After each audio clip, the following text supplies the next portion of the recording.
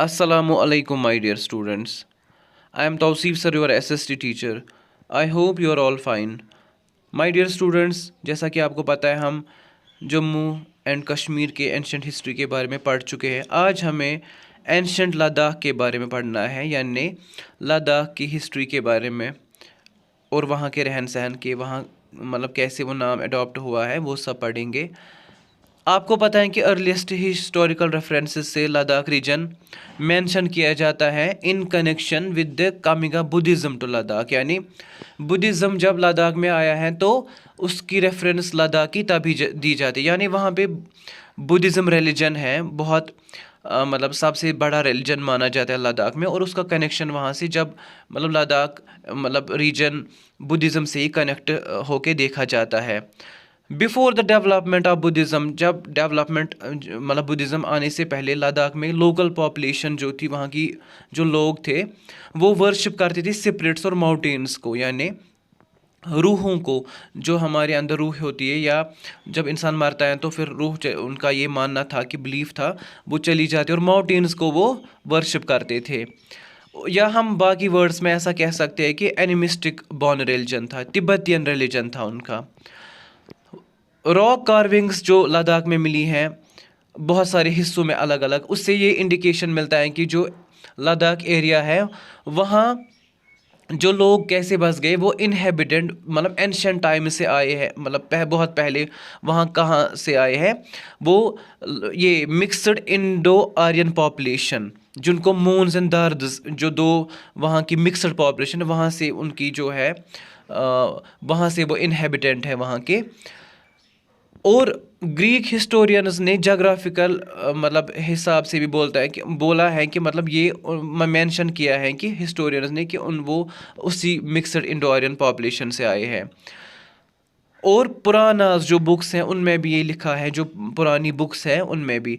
और जो वहाँ के इनस्क्रिप्शंस आर्कोलॉजिस्ट को मिले हैं वो रिवील करता है कि जो लद्दाख के उस रीजन के रूलर्स हैं वो खुद को डिसेंडेंट्स ऑफ नायत्री त्रैंपो बोलते थे। नायत्री त्रैंपो एक किंग ऑफ तिब्बत है जिसने 2000 साल तक हुकूमत की है वहाँ पे, तिब्बत का किंग, यानी वो उसके डिसेंडेंट्स थे, उसी के जनरेशन से आए हैं, या जो एंसेस्टर्स वहाँ से उनको आए हैं।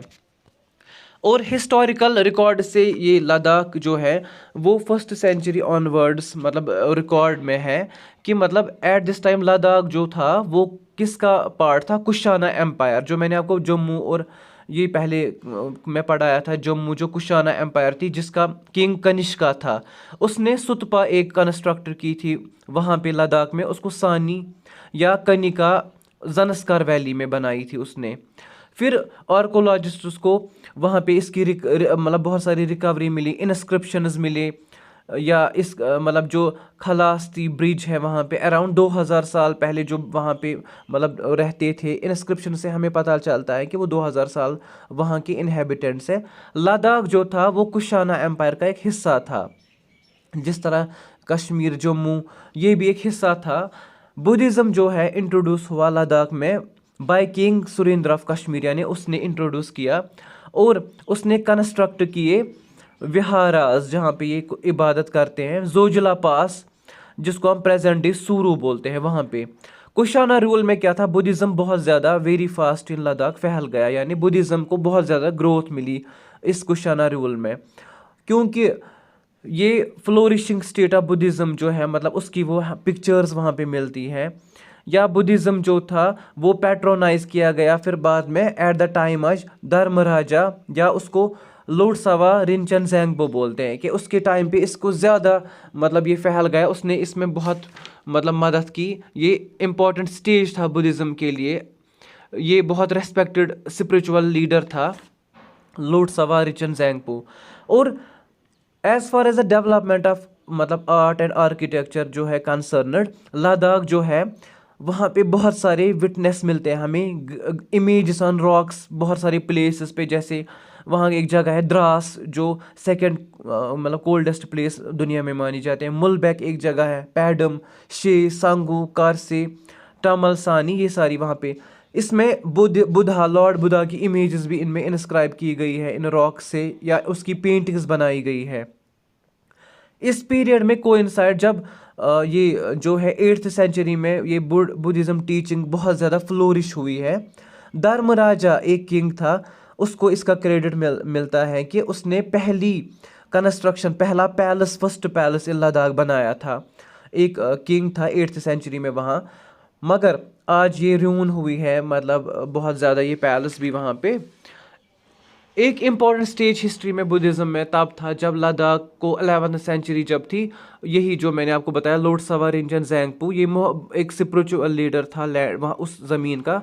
इसको personal lama of local royal family जो ये बन गया वहाँ पे, यानी लामास जो होते हैं वहाँ पे, इनके गुरु जिनको बोल सकते हैं, जिनकी जो स्पिरिचुअल लीडर्स होते हैं, इसको भेजा गया था कश्मीर के किंग ने वहाँ पे, इस मतलब जो ये रिंचन ज़ेंगपो था, कि आप पढ़ो बुद्धिज़्म, और अपने साथ फॉलोवर्स यानी उनके साथ जो यूथ भी गए थे वहाँ पे बुद्धिज़्म को पढ़ने के लिए।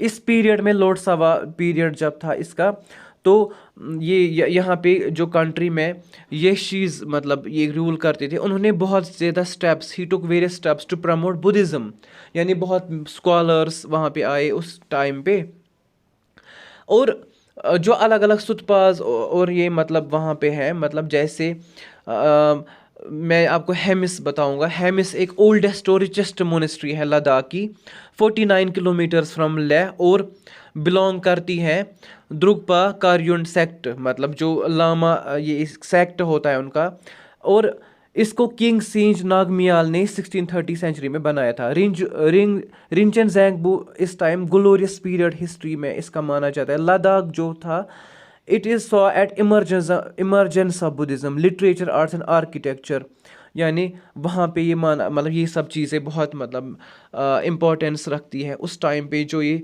1630 मतलब सेंचुरी में था। लद्दाख जो है वहाँ पे 37 से ज़्यादा मोनेस्ट्रीज़ हैं, हर किसी डिवीजन में, अलग अलग रीजन्स में, चाहे लेह, करगिल या मतलब लद्दाख में बहुत ज़्यादा ये मतलब इसका डिवीजन है, अलग अलग मोनेस्ट्रीज़ हैं।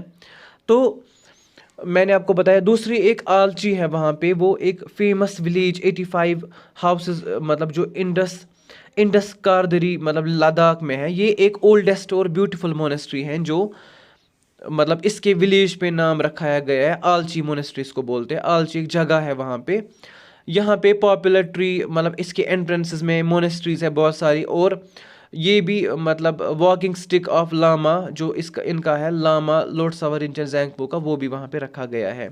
तो इबादत के लिहाज से ये एक बहुत बड़ा मरकज़ है अभी भी, जो लद्दाख की ये सुतपास मोनेस्ट्रीज है, आलची हो, हेमिस हो।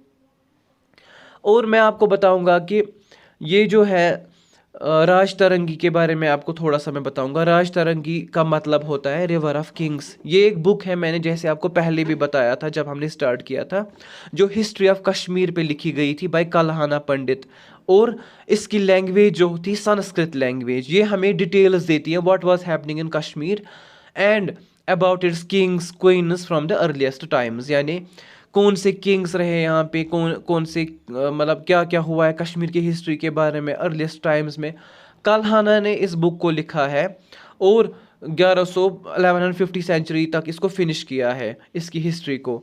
उसने फिर इसके बाद इसका वर्क जो कंटिन्यू किया आफ्टर हिम, बहुत सारे जो हिस्टोरियंस है उसने इस बुक पे कंटिन्यूसली वर्क किया है, और जो भी उन्होंने पाया तो उसमें उन्होंने वो मतलब लिखा वो सब कुछ।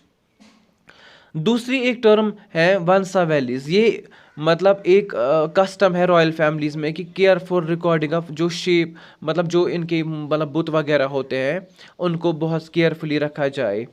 तो मैंने आपको आज लद्दाख के बारे में ये जो बताया, यानी लद्दाख एक रिलीजियस प्लेस है, मतलब उस हिसाब से मतलब एक मरकज़ है इबादत का, वहाँ पे बहुत सारी मोनेस्ट्रीज़ हैं।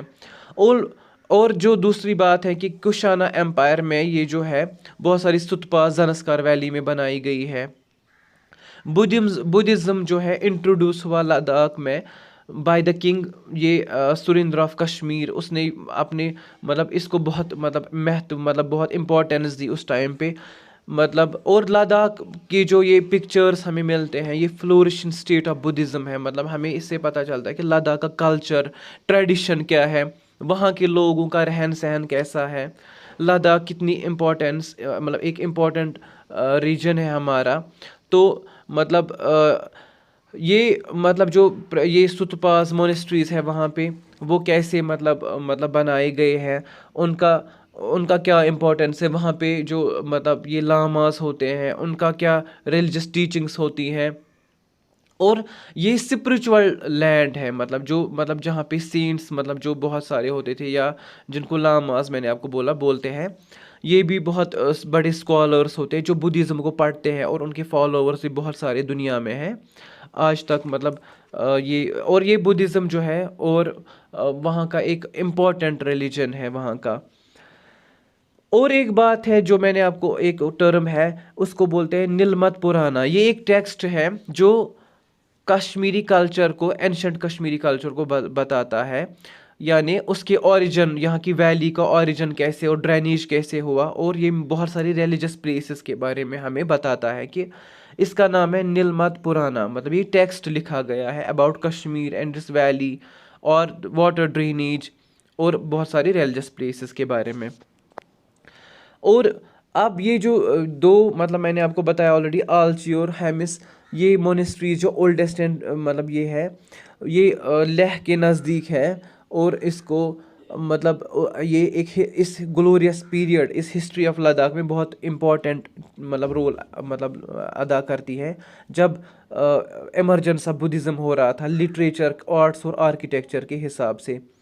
लद्दाख एक मतलब बुद्धिज़्म रिलीजन के हिसाब से बहुत माना जाता है। और कहते हैं कि मतलब जो भी यहाँ पे मतलब लोग रहते हैं, उनका एक अलग ट्रेडिशन है, अलग कल्चर है, ये सारा। My dear students, I hope आपको समझ आया होगा। This is all for today, and हमने आज ये कंप्लीट चैप्टर कर लिया। I hope you understand. Allah हाफिज़।